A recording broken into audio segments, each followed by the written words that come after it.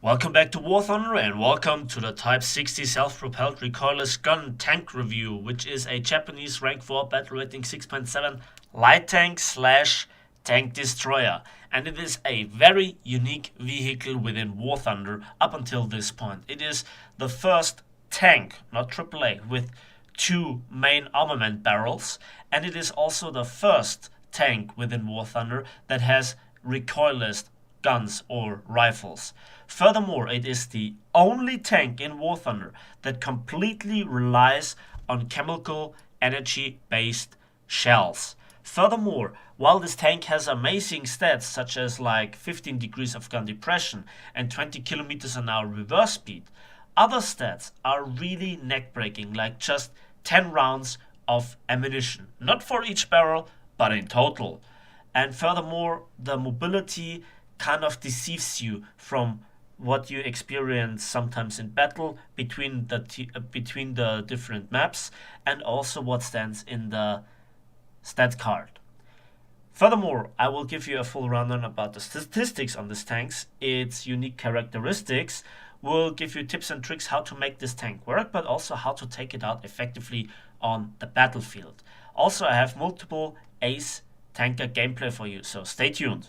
Let's begin with the armor, and as we can see, the armor is very thin, hence why I said it's more like a light tank.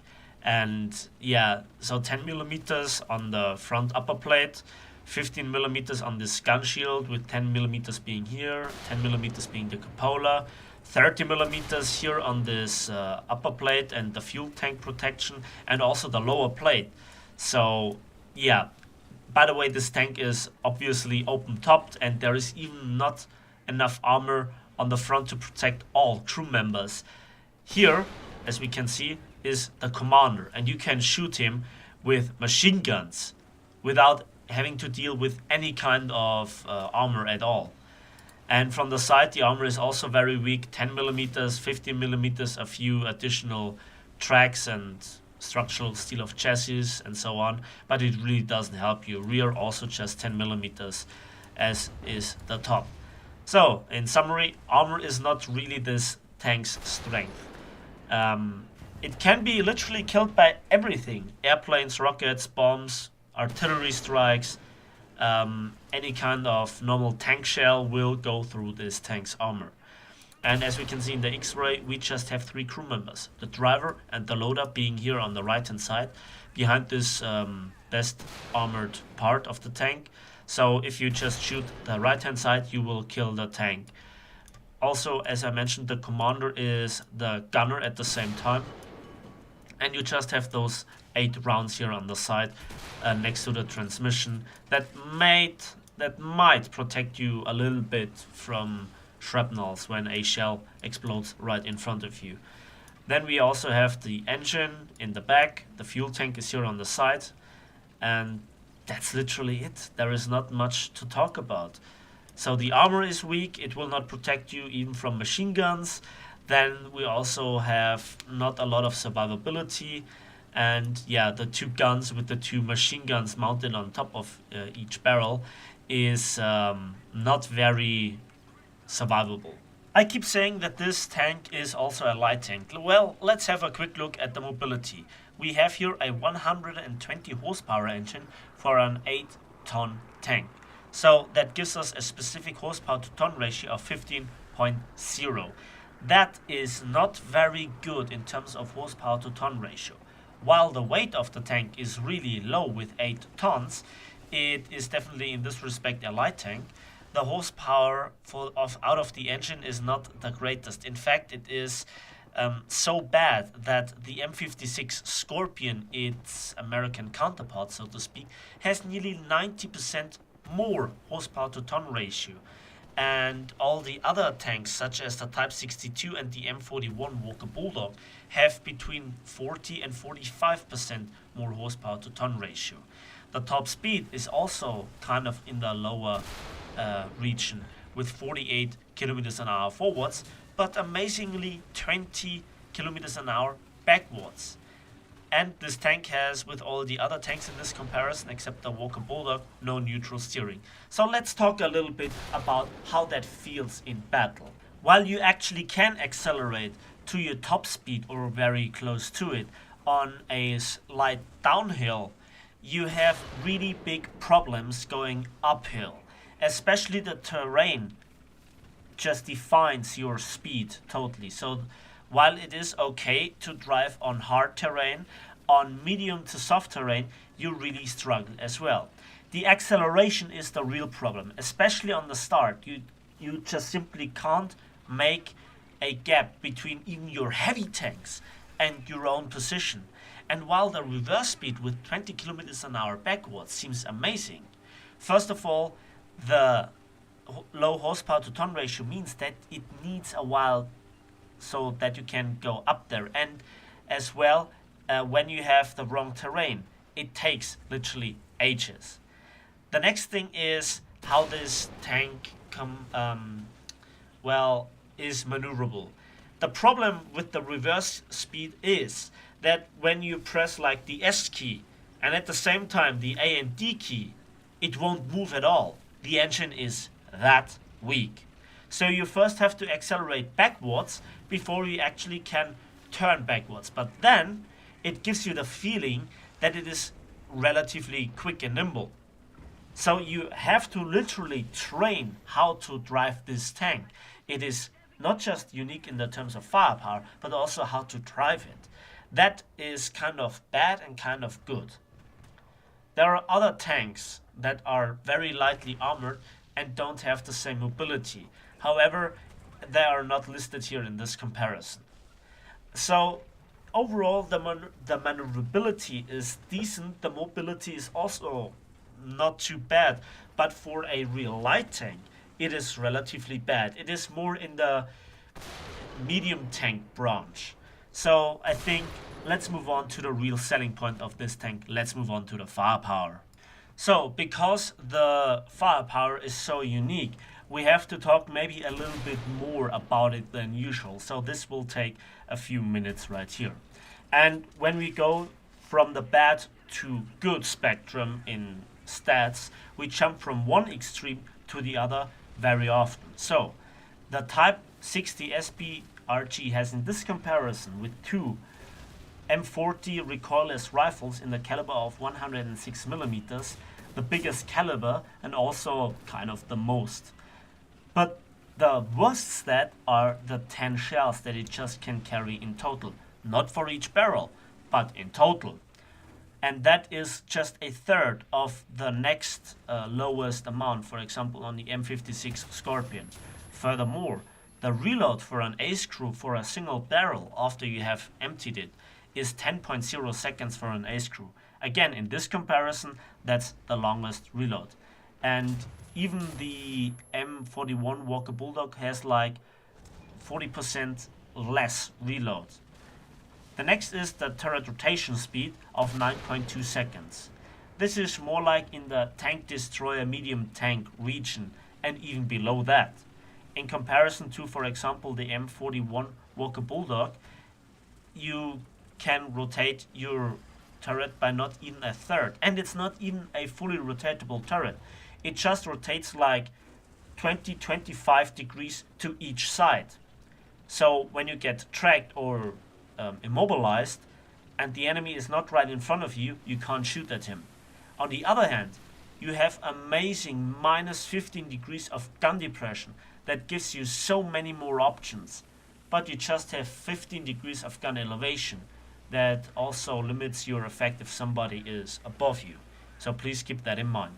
Then what about the ammunition for this tank? Well, we have two different ammunition types and both are only chemical energy based shells. The first one is the M344A1 heat shell, and with a muzzle velocity of 502 meters per second, it is very difficult to actually aim it at long distances in comparison to other heat shells at this battle rating.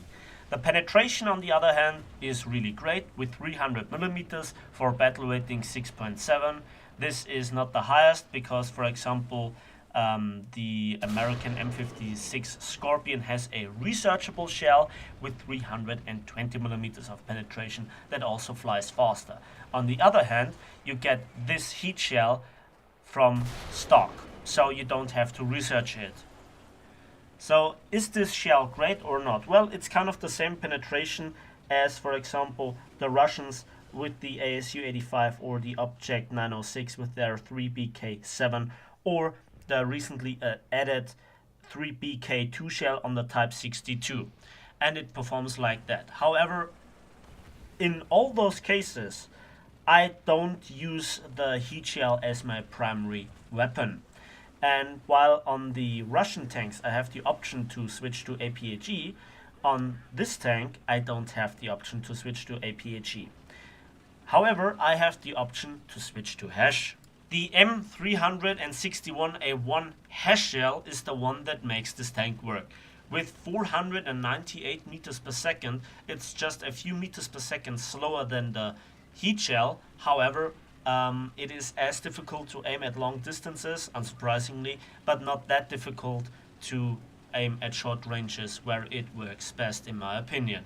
It has 145 millimeters of penetration and therefore is kind of the same HESH shell as you will find on the M60s with their M393 shell, or on the German Leopards with their DM502 shells.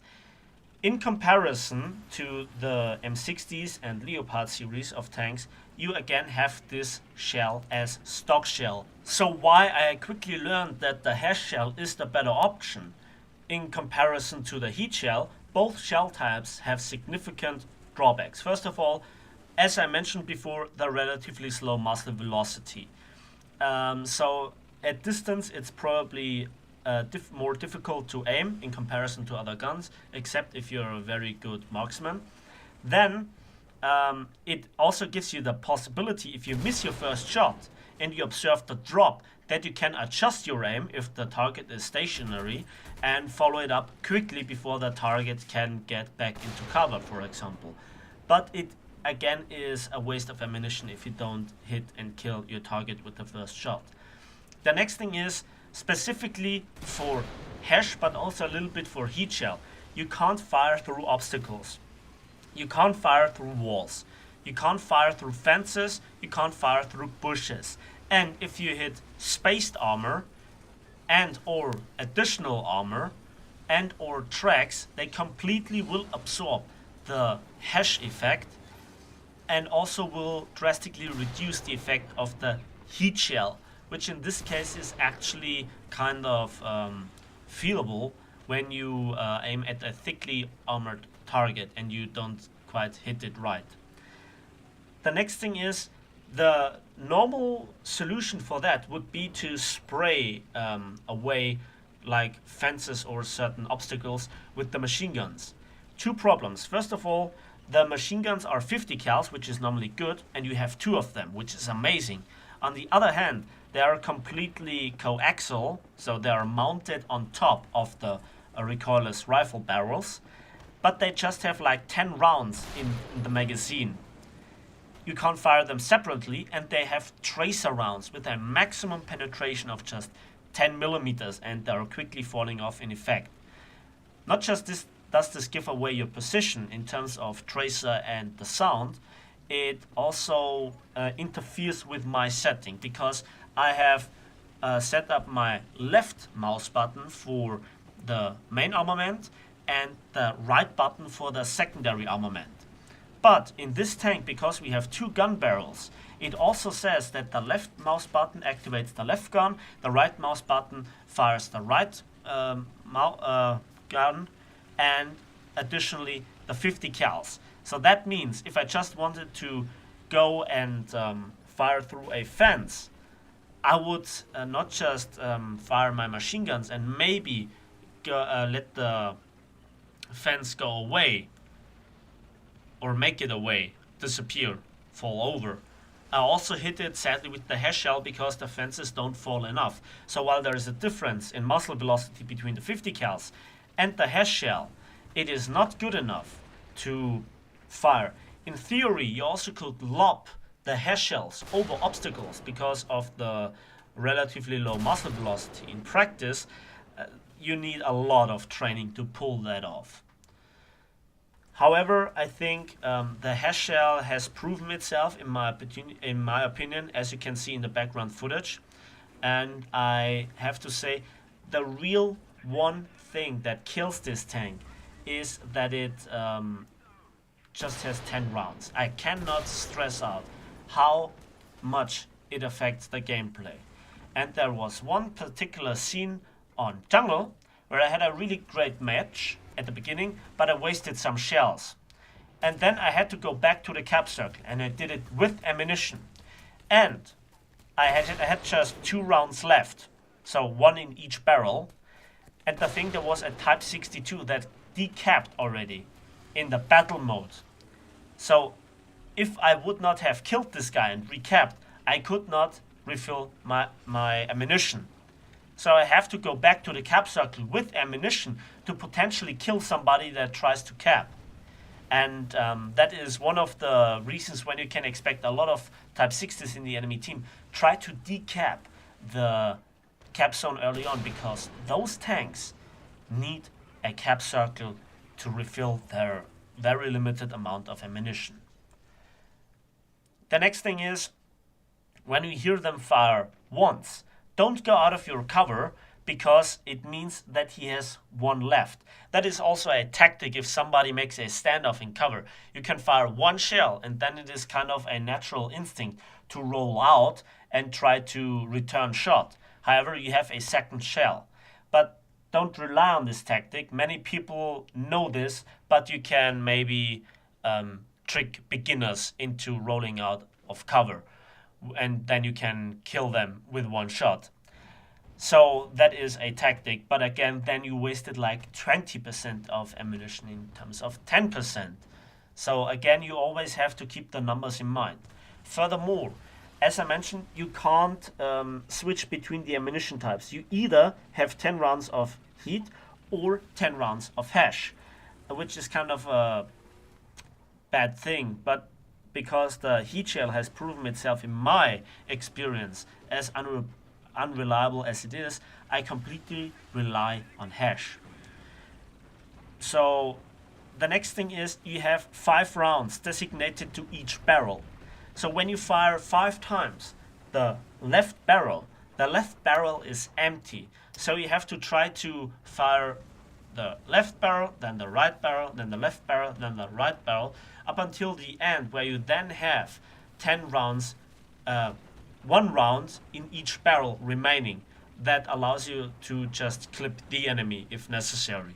And yeah, even if your gunner gets taken out and gets replaced, you have the longer reload for each barrel, but you have still no kind of time delay between the 2 barrels. So then you just have to retreat for the reload a bit longer, like 20 seconds instead of 10 for an ace crew, which really helps. Again, this tank has many advantages as it has disadvantages. Please keep this in mind. Before we now go into the actual last gameplay, I want to present you some nice scenes. Listen. Yeah, there was this T-32 behind me. He did not spot me, and I can't fire through those houses, and also the maneuverability is not the best. Now I have to hunt a T-34-85, and he does not see me. And now watch where I aim and when I shoot. First shot goes into the engine, sets him on fire. He turns the turret where the tracks are not on the side of the turret, and now I can do the safe shot and kill him with 1 last round. And then watch this. There is an IS-2 coming, but I can hide behind the bush. He doesn't see me coming. I wait until I have a clear line of fire, and I one-shot him with a direct hit on the driver's hatch. That was a double kill. So that just shows how capable this tank is, but also which kind of shots you have to make. Remember, if I would have shot this T-34-85 on the back, the gun could have hit the tracks and absorbed the damage. Now watch this scene here right on the new map. First IS-2. Second IS-2. Double kill like that on 2 heavy tanks. Both players are out. End of story. They had no chance. Then watch this. Just track and cannon barrel. And second shot doesn't kill him. Again, that's the unreliability how it shreds in the inside of the tank. Watch this shot. First one doesn't go through, but second one goes through. The Tortoise has 152 millimeters of side armor, but because this tank is so huge, I didn't kill the gunner. And one shot was all that it takes to take out me. The next scene is in the same match. And watch this. He hits my fuel tank on the side. I extinguish the fire, and there you can see how ineffective the machine gun is. Granted, it's an M36 Slugger, but still. He gets set on fire. And now I try my luck. I'm reloaded. I hit his cannon barrel and the gun breech. And then finish him off. Very fast before he could do anything. So, those were the scenes. Now this is the battle that I wanted to show you because it is my most favorite battle so far. And it is Conquest mode on the map Kuban. The map Kuban is very good for this tank as it features a lot of ridgelines, hills and opportunities to flank the enemy, especially in Conquest mode. But the problem with Conquest mode in this iteration is that it just has one cap circle on the left hand side of the map from our perspective. And you need already to have a decisive advantage over the enemy team when the game develops, that you already possess this one capture zone, so you can go around without somebody shooting at you, rearm in this cap circle for the time that it takes, and then re-engage the enemy. And there still has to be enemies left that you can shoot. All those combinations are, let's say, unlikely to happen. And I go to one spot that is always worth trying out. And I see an enemy Russian tank going down the slopes. At the moment I thought it would be some kind of T-54, but I quickly realized because of the length of the barrel that it is a Type 62. And he also got shot before that by the Panther too. It was kind of a shame that I had to use a second shell on him. Again, because I hit him on the move and couldn't aim properly. And then there is this tank, the M46. I had to wait until he until the dust was gone before I could aim the next shot. And because he showed me then his turret front, I could kill him really nicely with the second shot. That's, by the way, a bot. That's also a point. It's highly annoying that you can't waste shells to kill bots, or that you have kind of a reliably secondary weapon. Again, the machine guns have just tracer rounds. So even if you would assign your kind of keys, so the way that you could fire your 50 cals separately, they just don't cut it, literally, because they just have tracer rounds with maximum penetration of 10 millimeters.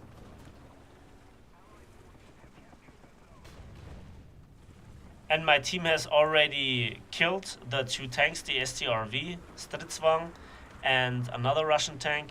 And now watch this. This tank is already down. This just got killed, so I'm a bit late to the party. And then there is this AAA vehicle. And despite hitting it, the HESH shell was not good enough to kill the entirety of the AAA vehicle. That did not just happen once. Yes, I did not hit perfectly, but on the other hand, why do you always have to hit perfectly? For example, APHD, you don't have to hit perfectly, you just have to hit somewhere in the crew compartment, and it's very likely that you one-shot the enemy. And now I show you an amazing scene right here. The King Tiger just finished off the T-29. Again, I'm a bit late to the party, but then I hear this hammering, and I know that there are Russian AAAs around, at least one. And I use this place so I can use my fantastic 15 degrees of gun depression. I look over the ridgeline and jackpot! Actually, it was not a Russian AAA. What I'm talking about? It was an M19. And the second shell kills a T-44 with a perfect side shot. It was so fast, this double strike, that even the kill cam couldn't keep up. I'm reloading. And, oh look. That was a charioteer. I see the next vehicle. But I don't quite hit it properly. So I have one shell remaining. And I got an enemy kill assist. Then there is this tortoise, and I think to myself, nah, not worth the risk. So that was a triple strike. And now this showcase of this gameplay is so important because we have this rare situation that the enemy team is not fully extinct, so to speak, but we have the capture circle, the one capture circle. And I go back and try to refill a bit of ammunition. When you are in this situation with any other kind of vehicle, you normally reload a few shells, like 3 or 4, mostly in tanks that have APHE, because, you know, then it is mostly very late stage of the game. But here you can see it is actually not that long ago. The battle just took a few minutes. From the point where it began, it's like 6 minutes. The battle is not really that old. And you know, the first minute is just driving into the engagement, so something like this. And yes, I'm Napalmratte. So, I have enough time to waste a bit of time in chat here. Bit of shit talking here, right? Okay, so at this point, I think now it's time that we can go on. And also, this battle was one of the rare cases where I had enough time to refill my ammunition, actually have again a bit of impact into the future gameplay. That is you know, also not very often the case. In late stage games, it's very often that you know, still participate in the game on the ground, but the remaining opponents just hide, or they are in an aircraft and you really can't engage them that good with the Type 60. So when you are on this plateau, so to speak, you have a very good chance of engaging enemies, but you're kind of in the open. And this hill where I did the triple strike before is, so to speak, the holy grail. If you reach that, you kind of have a very good position. And it is not that easy that somebody drives by on the road on the left-hand side and just looks up there. So, just 2 enemies remaining.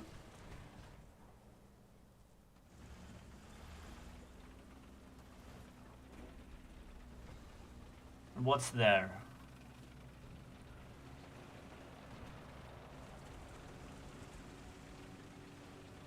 Nothing there. Nothing there. So let's move on closer to the cap circle. At this moment, you know, you just have to search the last enemies where they are. And then this guy just spawned in. He tracks me with the gun, but I'm so tiny that I can hide behind the ridgeline. And he thinks I'm moving further than I'm really traveling. He has no idea where I am. Good shot, and finish him off. So this is the power of the dual barrel. I reload and I hear a AAA. So this AAA has now spawn protection.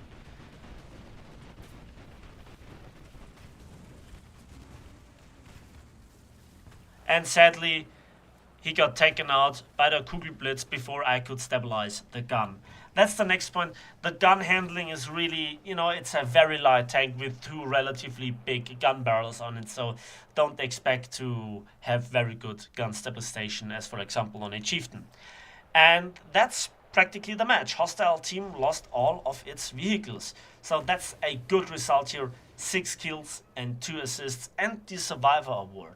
A really nice achievement that I always want to present you. So let's have a quick look at the results, and we can see for 6 kills and 2 assists I got nearly 40,000 silver lines and 3,358 research points for the modifications and 4,331 for the vehicle research on the STB1. And I was just second in team with 1,626 score points, despite the place number 1 having nearly the same achievements. So that's the Type 60 for you. I hope you enjoyed this tank review. Let me know in the comment section if I forgot something or if you have additional tips and tricks. And what are your experiences with this vehicle when you already have it or you have to face it? Let me know. Anyways, that's it for today. So thanks for watching. Thanks for listening. Please give this video a like if you did. It helps out the channel greatly. Subscribe if you want to see more, because more content is coming. And we'll see each other on the battlefields of War Thunder.